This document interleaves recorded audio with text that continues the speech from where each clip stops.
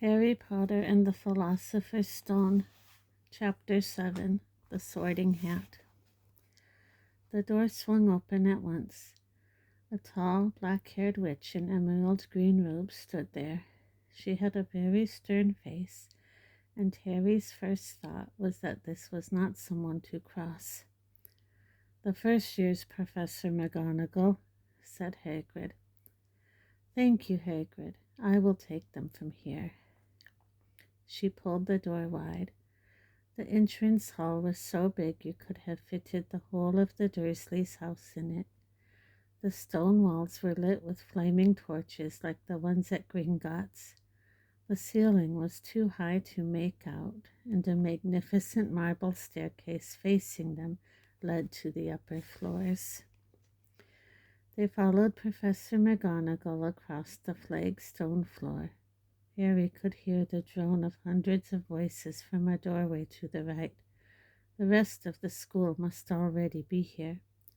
But Professor McGonagall showed the first years into a small empty chamber off the hall. They crowded in, standing rather closer together than they would usually have done, peering about nervously. "Welcome to Hogwarts," said Professor McGonagall. "The start of term banquet will begin shortly, but before you take your seats in the great hall, you will be sorted into your houses. The sorting is a very important ceremony because while you are here, your house will be something like your family within Hogwarts. You will have classes with the rest of your house, sleep in your house dormitory, and spend free time in your house common room. The 4 houses are called Gryffindor, Hufflepuff, Ravenclaw, and Slytherin. Each house has its own noble history, and each has produced outstanding witches and wizards. While you are at Hogwarts, your triumphs will earn your house points, while any rule breaking will lose house points. At the end of the year, the house with the most points is awarded the House Cup, a great honor. I hope each of you will be a credit to whichever house becomes yours. The sorting ceremony will take place in a few minutes in front of the rest of the school. I suggest you all smarten yourselves up as much as you can while you are waiting." Her eyes lingered for a moment on Neville's cloak, which was fastened under his left ear, and on Ron's smudged nose. Harry nervously tried to flatten his hair. "I shall return when we are ready for you," said Professor McGonagall. "Please wait quietly." She left the chamber. Harry swallowed. "How exactly do they sort us into houses?" he asked Ron. "Some sort of test, I think. Fred said it hurts a lot, but I think he was joking." Harry's heart gave a horrible jolt. A test? In front of the whole school? But he didn't know any magic yet. What on earth would he have to do? He hadn't expected something like this the moment they arrived. He looked around anxiously and saw that everyone else looked terrified too. No one was talking much except Hermione Granger, who was whispering very fast about all the spells she'd learned and wondering which one she'd need. Harry tried hard not to listen to her. He'd never been more nervous. Never. Not even when he'd had to take a school report home to the Dursleys saying that he'd somehow turned his teacher's wig blue. He kept his eyes fixed on the door. Any second now, Professor McGonagall would come back and lead him to his doom. Then something happened which made him jump about a foot in the air. Several people behind him screamed. "What the?" he gasped. So did the people around him. About 20 ghosts had just streamed through the back wall. Pearly white and slightly transparent, they glided across the room, talking to each other and hardly glancing at the first years. They seemed to be arguing. What looked like a fat little monk was saying, "Forgive and forget, I say. We ought to give him a second chance." My dear Friar, haven't we given Peeves all the chances he deserves? He gives us all a bad name, and you know he's not really even a ghost. I say, what are you all doing here?" A ghost wearing a ruff and tights had suddenly noticed the first years. Nobody answered. "New students," said the fat friar, smiling around at them. "About to be sorted, I suppose?" A few people nodded mutely. "Hope to see you in Hufflepuff," said the friar. "My old house, you know." "Move along now," said a sharp voice. "The sorting ceremony's about to start." Professor McGonagall had returned. One by one the ghosts floated away through the opposite wall. "Now form a line," Professor McGonagall told the first years, "and follow me." Feeling oddly as though his legs had turned to lead, Harry got into line behind a boy with sandy hair, with Ron behind him, and they walked out of the chamber, back across the hall, and through a pair of double doors into the great hall. Harry had never even imagined such a strange and splendid place. It was lit by thousands and thousands of candles which were floating in midair over 4 long tables where the rest of the students were sitting. These tables were laid with glittering golden plates and goblets. At the top of the hall was another long table where the teachers were sitting. Professor McGonagall led the first years up here so that they came to a halt in a line facing the other students, with the teachers behind them. The hundreds of faces staring at them looked like pale lanterns in the flickering candlelight. Dotted here and there among the students, the ghosts shone misty silver. Mainly to avoid all the staring eyes, Harry looked upwards and saw a velvety black ceiling dotted with stars. He heard Hermione whisper, "It's bewitched to look like the sky outside. I read about it in Hogwarts, a history." It was hard to believe there was a ceiling there at all, and that the great hall didn't simply open onto the heavens. Harry quickly looked down again as Professor McGonagall silently placed a 4-legged stool in front of the first years. On top of the stool she put a pointed wizard's hat. This hat was patched and frayed and extremely dirty. Aunt Petunia wouldn't have let it in the house. Maybe they had to try and get a rabbit out of it, Harry thought wildly. That seemed the sort of thing. Noticing that everyone in the hall was now staring at the hat, he stared at it too. For a few seconds there was complete silence. Then the hat twitched. A rip near the brim opened wide like a mouth, and the hat began to sing. "Oh, you may not think I'm pretty, but don't judge on what you see. I'll eat myself if you can find a smarter hat than me. You can keep your bowlers black, your top hat sleek and tall, for I'm the Hogwarts sorting hat, and I can cap them all. There's nothing hidden in your head the sorting hat can't see, so try me on and I will tell you where you ought to be. You might belong in Gryffindor, where dwell the brave at heart. Their daring nerve and chivalry set Gryffindors apart. You might belong in Hufflepuff, where they are just and loyal. Those patient Hufflepuffs are true and unafraid of toil. Or yet in wise old Ravenclaw, if you've a ready mind, where those of wit and learning will always find their kind. Or perhaps in Slytherin you'll make your real friends. Those cunning folk use any means to achieve their ends. So put me on, don't be afraid, and don't get in a flap. You're in safe hands, though I have none, for I'm a thinking cap." The whole hall burst into applause as the hat finished its song. It bowed to each of the 4 tables and then became quite still again.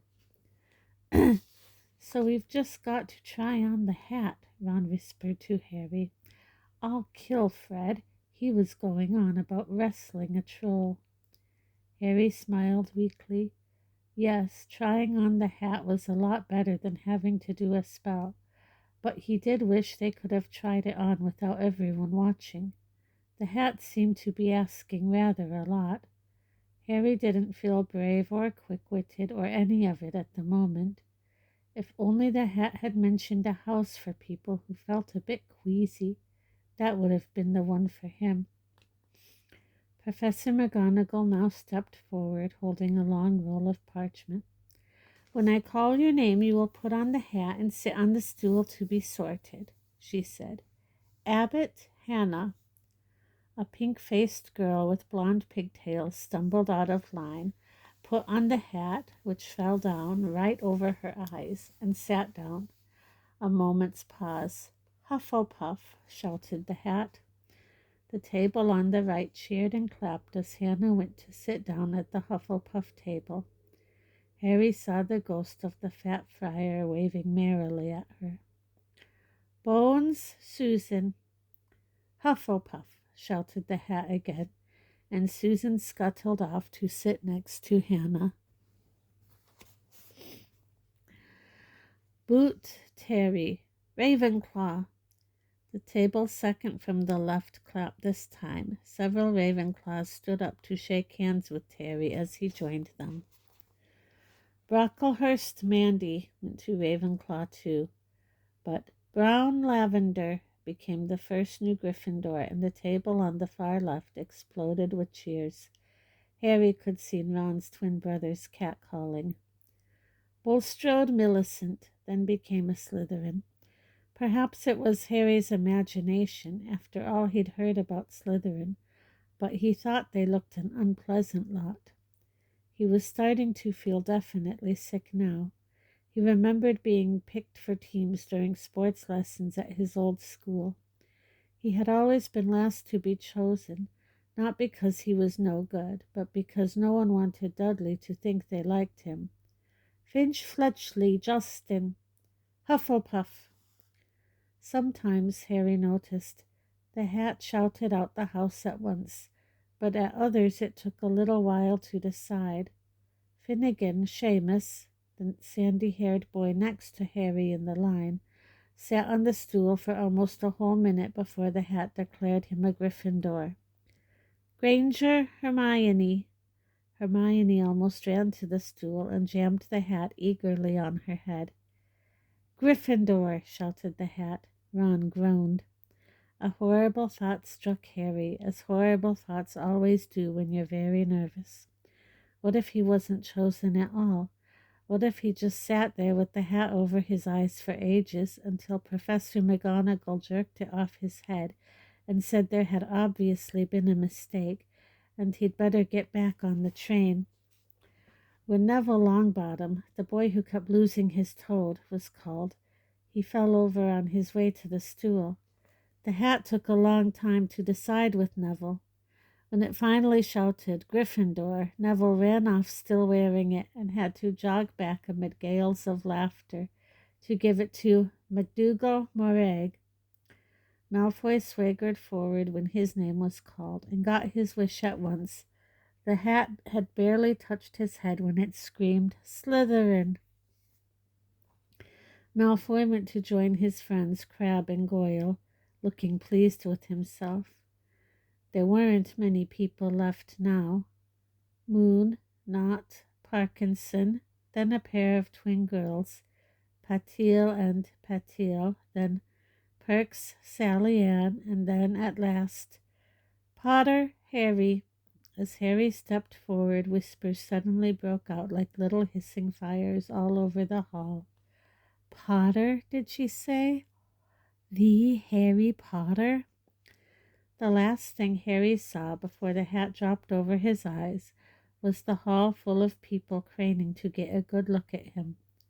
Next second he was looking at the black inside of the hat. He waited. Said a small voice in his ear. "Difficult, very difficult. Plenty of courage, I see. Not a bad mind either. There's talent, oh my goodness, yes. And a nice thirst to prove yourself. Now that's interesting. So, where shall I put you? Harry gripped the edges of the stool and thought, not Slytherin, not Slytherin. Not Slytherin, eh? Said the small voice. Are you sure? You could be great, you know. It's all here in your head, and Slytherin will help you on the way to greatness, no doubt about that. No? Well, if you're sure, better be Gryffindor. Harry heard the hat shout the last word to the whole hall. He took off the hat and walked shakily towards the Gryffindor table. He was so relieved to have been chosen and not put in Slytherin, he hardly noticed that he was getting the loudest cheer yet. Percy, the prefect, got up and shook his hand vigorously, while the Weasley twins yelled, "We got Potter! We got Potter!" Harry sat down opposite the ghost in the ruff he'd seen earlier. The ghost patted his arm, giving Harry the sudden horrible feeling he'd just plunged into a bucket of ice-cold water. He could see the high table properly now. At the end nearest him sat Hagrid, who caught his eye and gave him the thumbs up. Harry grinned back, and there, in the center of the high table, in a large gold chair, sat Albus Dumbledore. Harry recognized him at once from the card he'd got out of the chocolate frog on the train. Dumbledore's silver hair was the only thing in the whole hall that shone as brightly as the ghost's. Harry spotted Professor Quirrell, too, the nervous young man from the Leaky Cauldron. He was looking very peculiar in a large purple turban. And now there were only 3 people left to be sorted. Turpin Lisa became a Ravenclaw, and then it was Ron's turn. He was pale green by now. Harry crossed his fingers under the table, and a second later the hat had shouted, "Gryffindor!" Harry clapped loudly with the rest as Ron collapsed into the chair next to him. "Well done, Ron. Excellent," said Percy Weasley pompously across Harry as Zabini Blaze was made a Slytherin. Professor McGonagall rolled up her scroll and took the sorting hat away. Harry looked down at his empty gold plate. He had only just realized how hungry he was. The pumpkin pasties seemed ages ago. Albus Dumbledore had got to his feet. He was beaming at the students, his arms opened wide, as if nothing could have pleased him more than to see them all there. "Welcome," he said. "Welcome to a new year at Hogwarts. Before we begin our banquet, I would like to say a few words. And here they are: Nitwit, Blubber, Oddment, Tweak. Thank you." He sat back down. Everybody clapped and cheered. Harry didn't know whether to laugh or not. "Is he a bit mad?" he asked Percy uncertainly. "Mad?" said Percy airily. "He's a genius. Best wizard in the world. But he is a bit mad, yes. Potatoes, Harry?" Harry's mouth fell open. The dishes in front of him were now piled with food. He had never seen so many things he liked to eat on one table.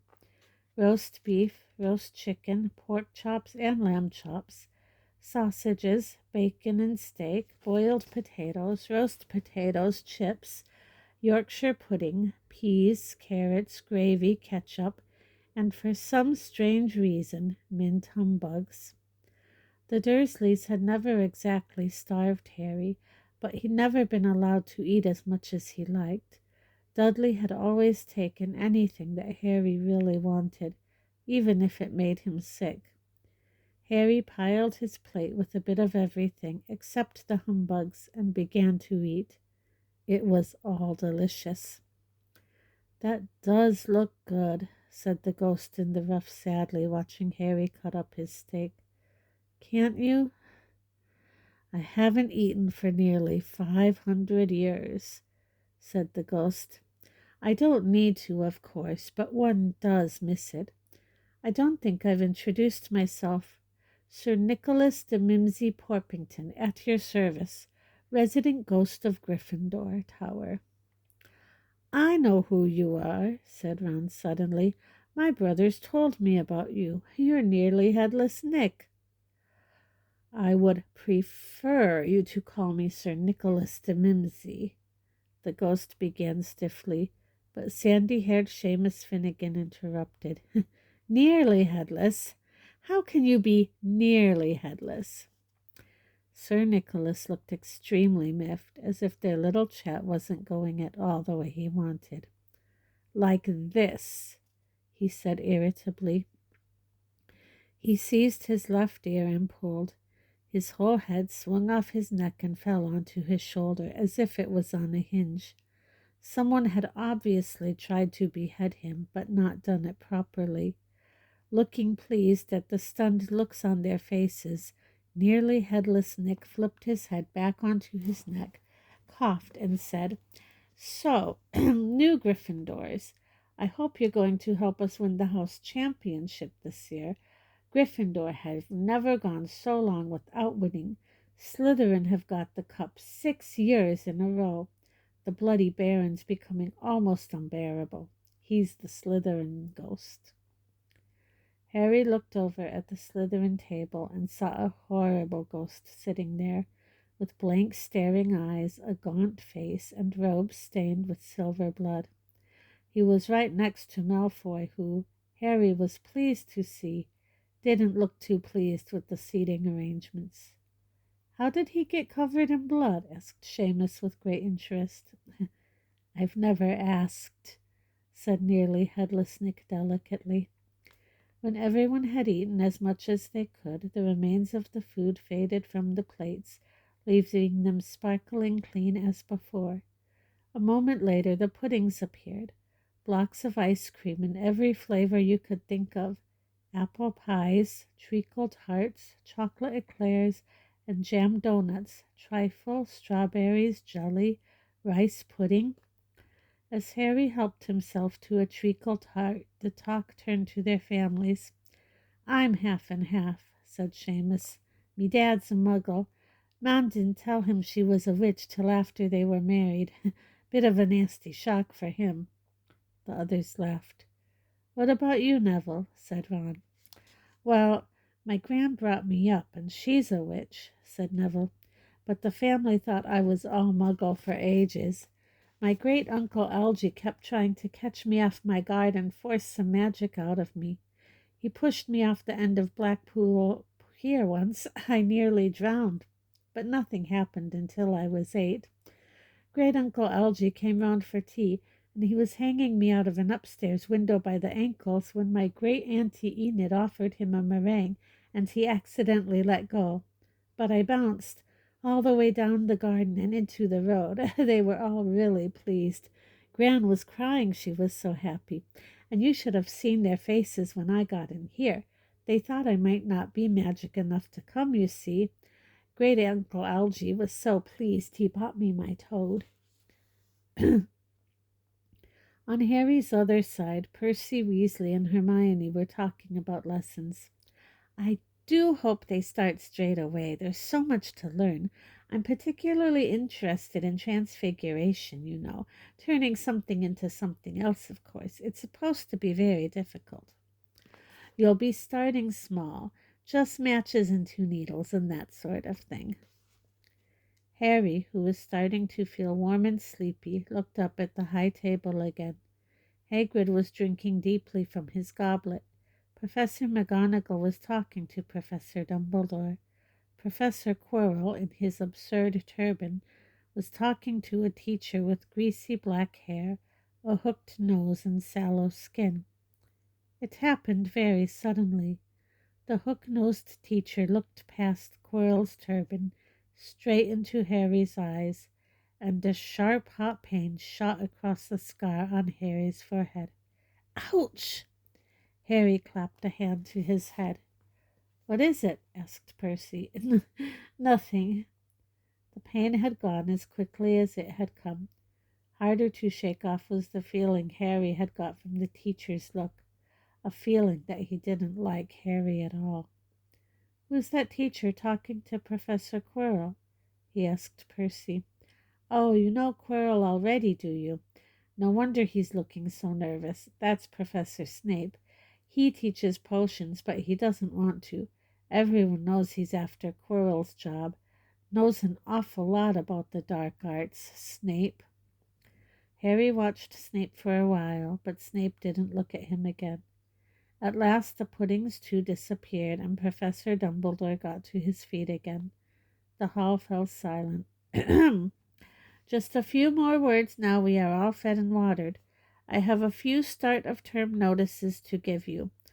First years should note that the forest in the grounds is forbidden to all pupils, and a few of our older students would do well to remember that as well. Dumbledore's twinkling eyes flashed in the direction of the Weasley twins. I have also been asked by Mr. Filch, the caretaker, to remind you all that no magic should be used between classes in the corridors. Quidditch trials will be held in the second week of term. Anyone interested in playing for their house teams should contact Madam Hooch. And finally, I must tell you that this year, the third floor corridor on the right-hand side is out of bounds to everyone who does not wish to die a very painful death. Harry laughed, but he was one of the few who did. He's not serious, he muttered to Percy. Must be, said Percy, frowning at Dumbledore. It's odd, because he usually gives us a reason why we're not allowed to go somewhere. The forest's full of dangerous beasts. Everyone knows that. I do think he might have told us prefects at least. And now, before we go to bed, let us sing the school song, cried Dumbledore. Harry noticed that the other teachers' smiles had become rather fixed. Dumbledore gave his wand a little flick as if he was trying to get a fly off the end, and a long golden ribbon flew out of it, which rose high above the tables and twisted itself snake-like into words. Everyone pick their favorite tune, said Dumbledore, and off we go. And the school bellowed, Hogwarts, Hogwarts, Hoggy-Wordy Hogwarts, teach us something, please. Whether we be old and bald or young with scabby knees, our heads could do with filling with some interesting stuff, for now they're bare and full of air, dead flies and bits of fluff. So teach us things worth knowing, bring back what we've forgot. Just do your best, we'll do the rest, and learn until our brains all rot. Everybody finished the song at different times. At last, only the Weasley twins were left singing along to a very slow funeral march. Dumbledore conducted their last few lines with his wand, and when they had finished, he was one of those who clapped loudest. Ah, music, he said, wiping his eyes. A magic beyond all we do here. And now bedtime. Off you trot. The Gryffindor first years followed Percy through the chattering crowds, out of the great hall and up the marble staircase. Harry's legs were like lead again, but only because he was so tired and full of food. He was too sleepy even to be surprised that the people in the portraits along the corridors whispered and pointed as they passed, or that twice Percy led them through doorways hidden behind sliding panels and hanging tapestries. They climbed more staircases, yawning and dragging their feet, and Harry was just wondering how much further they had to go when they came to a sudden halt. A bundle of walking sticks was floating in midair ahead of them, and as Percy took a step towards them, they started throwing themselves at him. Peeves, Percy whispered to the first years. A poltergeist. He raised his voice. Peeves, show yourself. A loud, rude sound, like the air being let out of a balloon, answered. Do you want me to go to the Bloody Baron? There was a pop, and a little man with wicked dark eyes and a wide mouth appeared, floating cross-legged in the air, clutching the walking sticks. "Oh," he said with an evil cackle, "Ickle firsties, what fun!" He swooped suddenly at them. They all ducked. "Go away, Peeves, or the Baron'll hear about this. I mean it," barked Percy. Peeves stuck out his tongue and vanished, dropping the walking sticks on Neville's head. They heard him zooming away, rattling coats of armor as he passed. "You want to watch out for Peeves," said Percy as they set off again. "The Bloody Baron's the only one who can control him. He won't even listen to us prefects. Here we are." At the very end of the corridor hung a portrait of a very fat woman in a pink silk dress.